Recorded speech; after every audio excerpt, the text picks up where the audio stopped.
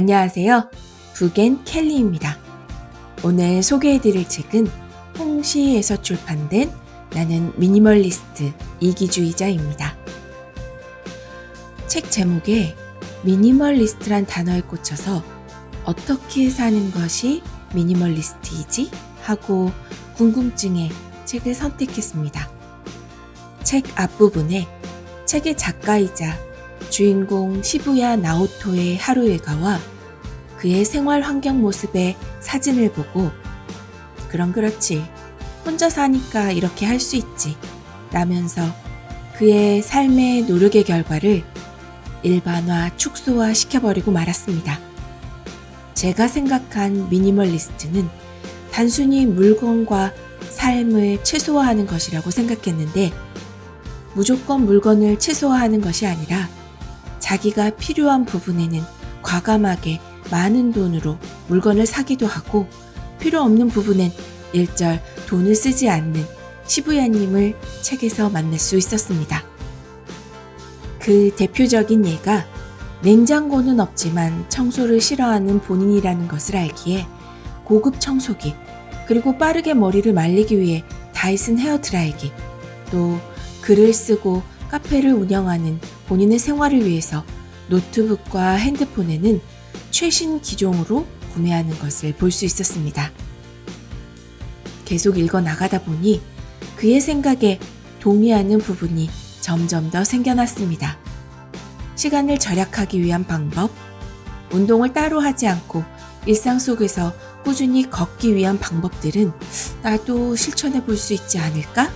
하는 생각도 들었고 그의 뚝심 있는 생각으로 실천을 해가는 모습에 대단하다는 생각까지 가지게 되었습니다. 특히 책 끝부분에 미니멀리스트가 된다는 것은 자신이 좋아하는 것을 강조해 나가는 작업이다.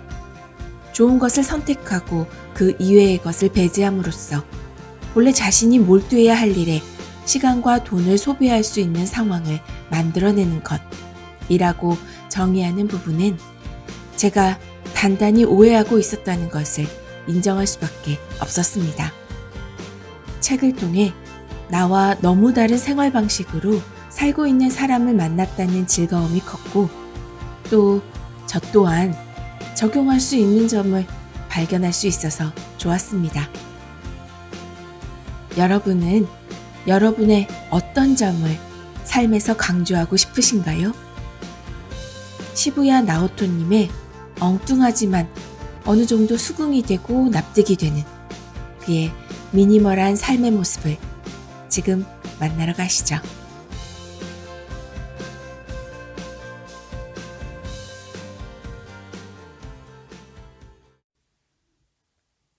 (13) 대여와 쉐어를 영리하게 이용한다.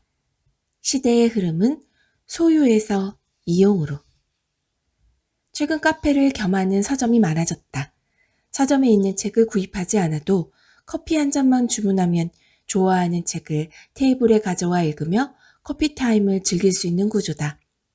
며칠 전 서점 카페에서 대학생 2명이 가이드북 몇 권을 펼쳐놓고 와글와글 즐겁게 여행 계획을 세우고 있는 모습을 보았다. 물론 그들은 책을 사지 않고 책장에 도로 돌려놓았다. 하지만 가이드북을 읽기 위해 커피를 사는 것이기 때문에 가게와 손님은 윈윈의 관계라고 볼 수 있고 만일 몇 번이고 되풀이해서 읽고 싶은 운명적인 책을 만난다면 그때는 구입에까지 이를 것이다. 책을 빌려주는 서비스는 지금까지 도서관이 담당해왔다. 그러나 도서관은 도서 소정 권수에 한계가 있고 인기 있는 책의 경우에는 예약하고 몇 주씩 기다린 다음에야 읽을 수 있다. 그런 점에서 서점 카페에서는 신간을 손쉽게 읽을 수 있다. 이러한 형태의 가게가 부디 앞으로도 점점 증가하기를 바란다. 물론 이 책 역시 카페에서 읽어도 상관없다. 현대사회는 물건을 소유하지 않고 대여나 쉐어 서비스를 통해 이용하는 흐름이 있는 듯하다. 카쉐어링의 정착화는 그러한 흐름의 상징이라 할 수 있다. 어른들은 젊은이들이 차를 소유하지 않는 현상이 못마땅한 모양이지만 대중교통과 자전거만 있으면 이동에 불편이 없는 도시에 사는 한 차를 소유하는 것은 가성비가 몹시 나쁘다고 할 수 있다. 매일 같은 옷을 입는 나는 신발도 똑같은 컨버스 올스타를 3켤레 두고 닳지 않도록 매일 돌려가며 신고 있다. 그러나 극히 드물게는 스니커즈가 상황이나 장소에 어울리지 않을 경우도 있다. 결혼식과 장례식, 드레스 코드가 있는 모임에 갈 때 등이 그런 경우다. 그럴 땐 편리하게 이용할 수 있는 것이 패션 대여 서비스다. 남성용, 여성용으로 나뉘어 몇 종류의 서비스가 있다. 기본적으로 전신 코디네이션을 해주는 서비스도 있지만 신발 등의 소품을 다량 빌릴 수 있는 서비스도 있다. 나도 이용해 본 적이 있는데 오랜만에 평소와 다른 내가 될 수 있어서 즐거웠다. 참고로 내가 이용한 업체의 경우 남성용 비즈니스 슈즈는 이틀에 1980에서 4980엔 정도면 이용할 수 있었다. 이 금액이면 매장에서 신제품을 살 수 있긴 하나 그 금액으로 살 수 있는 신발의 질은 미루어 짐작할 수 있지 않을까? 단 한 번을 위해서 그 자리를 견디고 썩 마음에 들지도 않은 신발을 구입한다는 건 너무 큰 낭비다. 그렇게 구입한 신발은 신발장 한 구석으로 밀려나 머지않아 버리는 수고마저 발생할 것이다.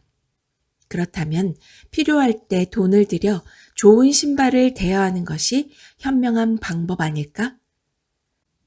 옷과 자동차뿐 아니라 사무실이며 숙소, 자전거며 주차장 등 요즘은 모든 물건이 쉐어 가능하다.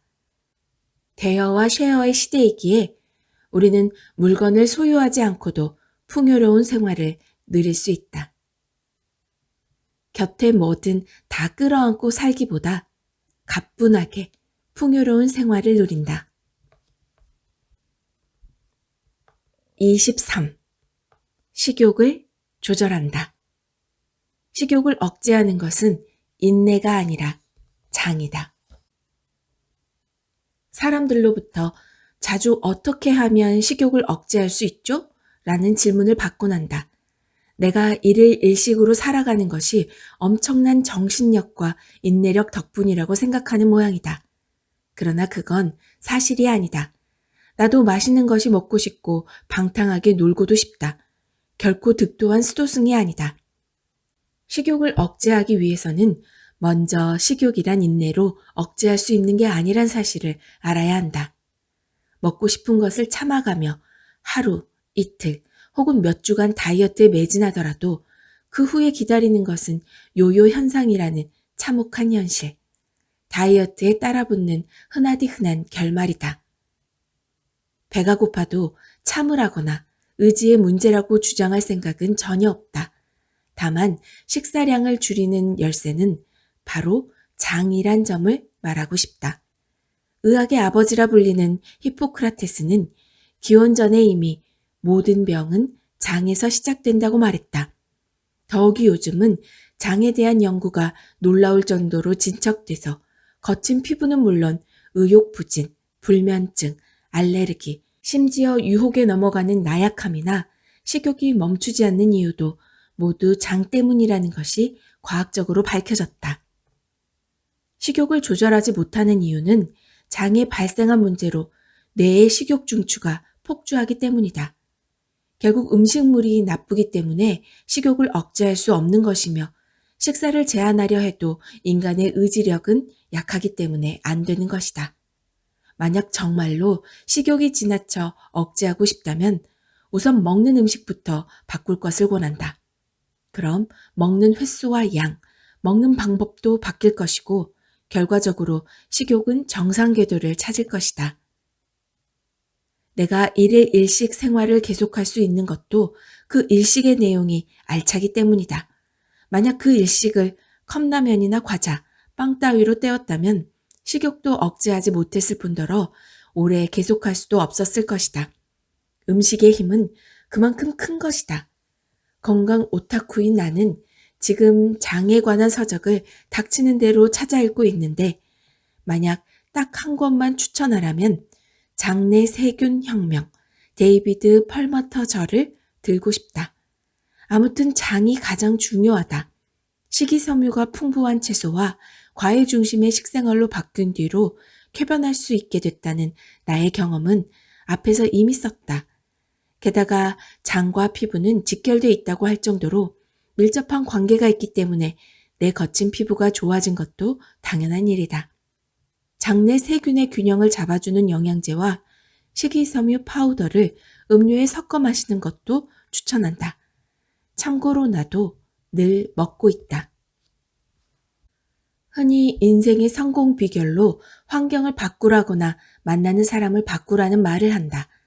나도 앞에서 물건을 줄이고 싶다면 좁은 집으로 이사해라 라고 썼다.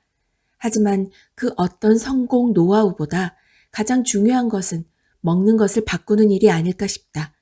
어떤 상황에서도 판단을 내리는 것은 인간의 뇌이고 몸이다. 적절한 판단을 내리기 위해서는 몸이 건강해야 하고 그 몸은 평소 먹는 음식으로 구성되어 있으므로 미니멀리스트에게는 필요한 물건과 필요 없는 물건을 순간적으로 구분해내는 능력이 요구된다. 그 판단에 실패하지 않기 위해서라도 먼저 먹거리를 꼼꼼히 선택하는 것부터 시작해야 할 것이다. 인생은 내가 먹는 것으로 좌우된다. 적절한 판단을 내리고 싶다면 장 건강을 챙기자. 26. 건강이 최고의 자산임을 안다. 즉각적인 효과가 나타나지 않으니 더더욱 평소부터 대비를. 바닥에서 잔다고 큰소리쳤던 내가 실은 얼마 전에 매트리스를 들여놨다. 유감스럽게도 애인이 생긴 건 아니다. 독감으로 2주 가까이 앓아 누웠던 것이 계기였다. 나는 고열과 관절 통증에 시달리며 2주 동안이나 시간을 낭비하고 말았다. 사람이 많은 도쿄로 출장 갔던 것, 스케줄이 꽉 차서 무리하게 일을 했던 게 원인. 그동안 나는 줄곧 시간이 가장 소중한 자산이라는 생각으로 살아왔다. 건강은 시간을 확보하기 위한 요소 중 하나에 지나지 않은 것. 건강을 위해서 산다는 건 본말 전도라고 생각했던 것이다. 그러나 독감이 나은 뒤로 나는 확신했다. 가장 소중한 자원은 건강이라고. 아무리 많은 시간을 확보해도 건강한 몸이 없다면 시간을 제대로 활용할 수 없다. 몸을 건강하게 유지하는 것이야말로 시간을 확보하는 수단으로 가장 유효한 방법이다. 나는 지금까지 세탁 건조기나 로봇 청소기 등 시간 단축에 효과를 주는 물건이라면 주저없이 늘려왔다. 이 물건들은 눈앞에서 효과를 확인할 수 있다. 빨래를 세탁 건조기에 돌리거나 로봇 청소기에 청소를 맡기자마자 몇 분의 여유가 생기니까. 하지만 건강은 눈에 잘 보이지 않는다. 일시적으로 폭음과 폭식을 하더라도 몇 개월 혹은 몇 년이 지나야 몸에 이상이 생긴다. 세균에 감염돼도 독감 증세는 며칠 후에나 나타난다. 눈에 잘 보이지 않고 당장 변화를 느끼지 못하기 때문에 더더욱 평소부터 꼼꼼하게 대비해둬야 하는 것이다. 이번에 체온계를 구입한 것도 그런 이유에서다. 집에 체온계가 있었다면 정기적으로 체온을 측정함으로써 건강의 이상 유무를 재빨리 알아차렸을지도 모른다. 그리고 매트리스 위에서 오리털 이불을 덮고 자는 건 역시 포근하고 안락하다. 이 또한 이불 없는 생활을 경험했기에 비로소 느낄 수 있는 행복이다.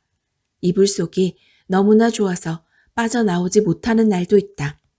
그래서 지금은 바닥에서 자는 날과 매트리스에서 자는 날을 정해두고 있다. 이튿날 아침 일찍부터 일정이 있을 때는 바닥에서, 피곤하거나 나 스스로에게 어리광을 부리게 해주고 싶을 때는 매트리스에서 잔다. 그 밖에도 이번 독감을 앓으면서 가습기를 들여놓았다. 독감이 다 나은 지금 그 가습기는 아로마 디퓨저로서 수면의 질 향상에 공헌하고 있다. 그리고 우리 집 세면대에는 구강 세정기가 떡하니 자리 잡고 있다. 일본인의 80%가 치주 질환이라는 무서운 통계 자료를 보고 곧바로 구입했다. 미래의 치과에 다니는 수고와 비용을 덜 것을 생각하면 저렴한 물건이다. 잠자기 전에 사용하면 입안이 놀라울 정도로 개운해서 지금은 구강 세정기를 쓰지 않고 잠자리에 드는 건 상상할 수 없을 정도다. 우리 집에 있는 물건을 새삼스레 살펴봐도 건강에 관련된 것이 대부분을 차지한다. 건강에 대한 의식은 이미 늦은 뒤에야 싹 튼다. 이 말은 전 라이브 도어 사장인 호리에 다카우미 씨가 한 말인데 나 역시 이 의견에 전적으로 동감한다.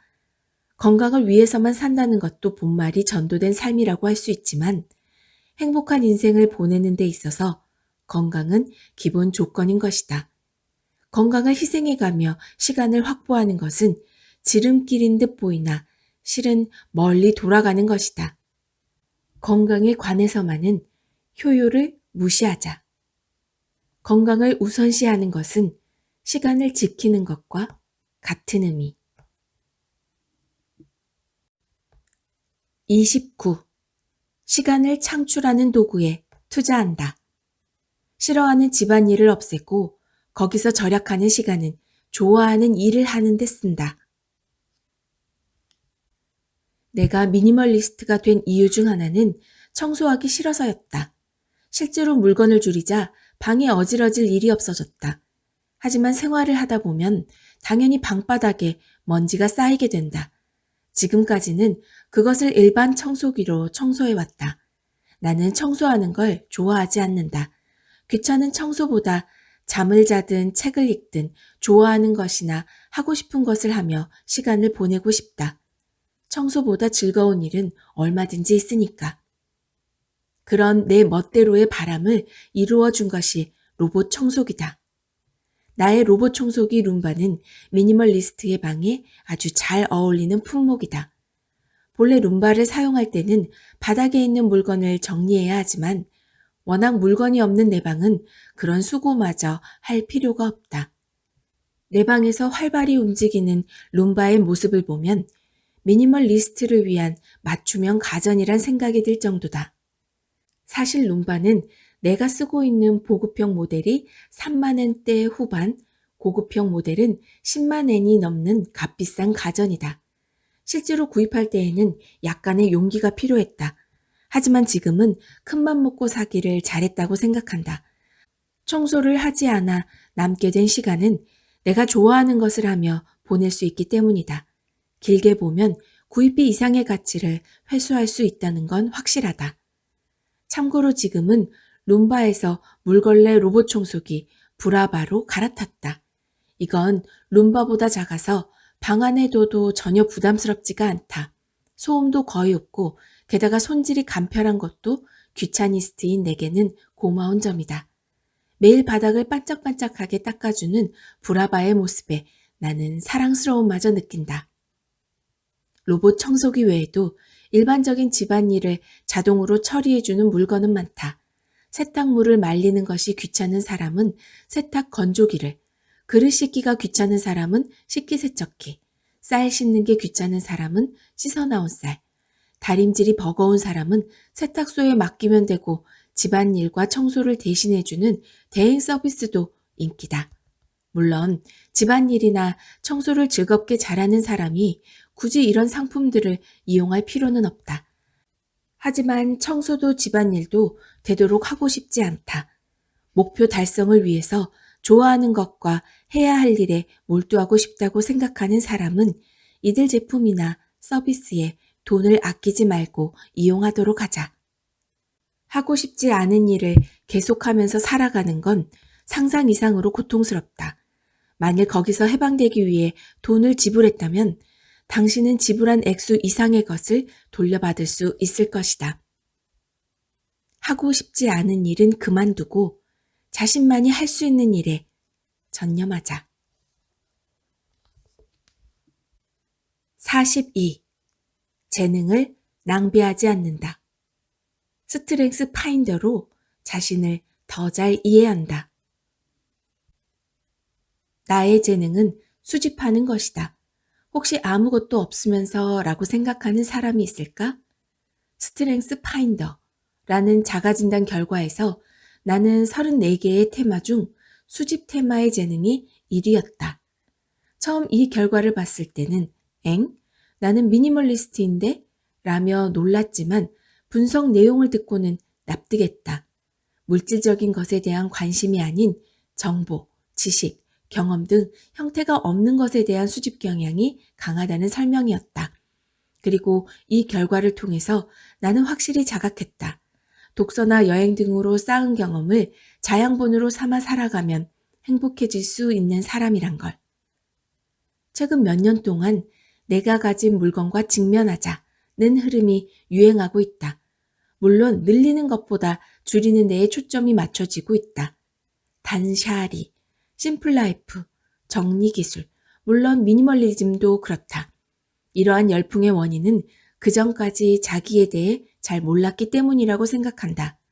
물건을 줄여나가 보면 나는 이렇게 살고 싶었던 거구나 하고 자신에 대해 알 수 있다. 물건이야말로 자신을 비추는 거울이다. 내 친구이자 자기 이해를 사업 아이템으로 삼고 있는 회사 미의 대표인 야기 진페이 군의 말이 흥미롭다. 선택지가 지나치게 많아진 탓에 너도 나도 자기를 찾는 시대가 올 것이다.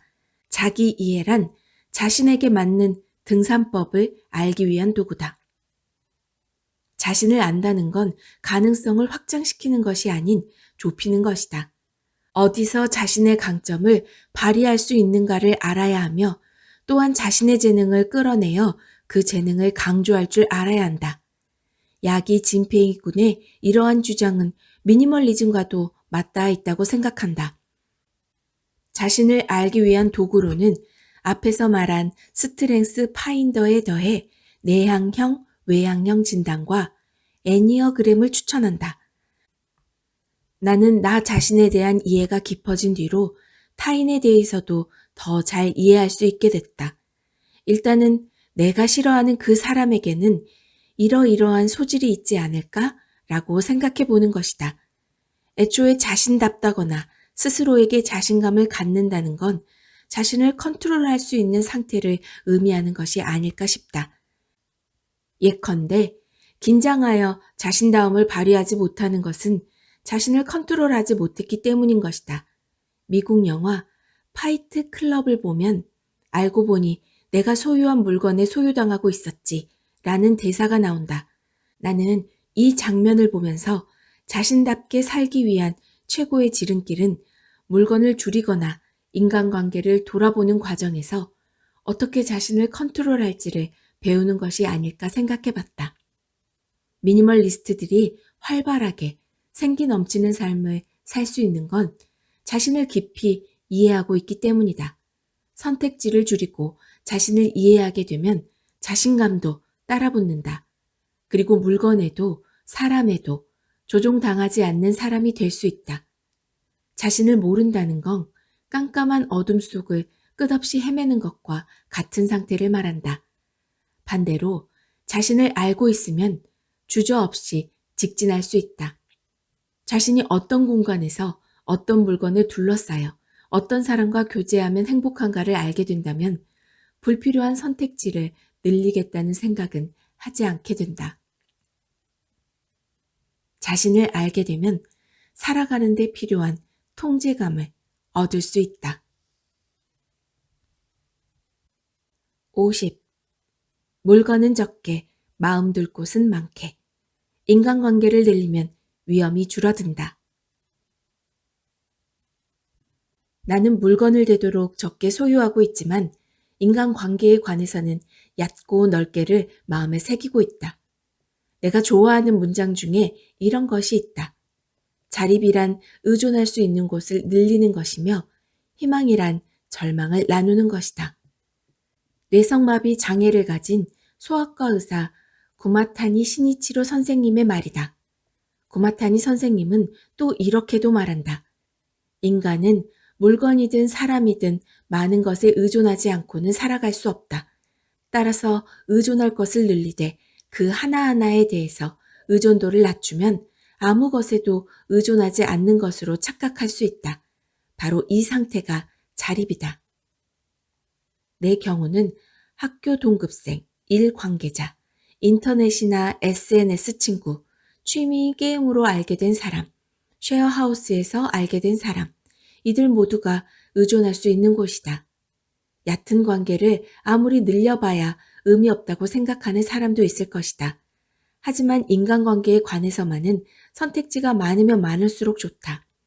의존할 사람이 적으면 폐쇄적이고 지배적인 관계가 되기 쉽다. 가정폭력은 그 전형적인 예다. 부모와 자녀, 배우자 등 그 관계에만 강하게 얽매여 있을 경우 폭력을 당하고 욕설을 들어도 관계를 끊는다는 선택을 하기가 무척 힘든 것이다. 한편 의존할 사람이 많은 상황에서는 한 사람 한 사람과의 관계가 얕아도 괜찮기 때문에 과잉으로 의존할 필요가 없어진다. 한 사람이 안 되면 또 다른 사람에게 의지하면 되기 때문이다. 인간관계는 물건과 달라서 관계성을 컨트롤하기가 어렵다. 물건은 값만 치르면 다시 소유할 수 있다. 실패해도 쇼핑몰에서 곧바로 다시 구입하면 해결되지만 인간관계는 그렇게 간단치가 않다. 그렇다고 싫은 사람과 무리하게 교제할 필요는 없다. 교제할 사람을 선택하는 결단을 내리는 것도 의지할 사람이 많아야 가능한 것이다. 집에 기둥이 하나뿐이면 집은 금세 무너진다. 기둥은 많을수록 안정적이며 한두 개 없어지더라도 집이 흔들릴 염려가 없다. 14. 스마트폰은 대형 사이즈를 선택한다.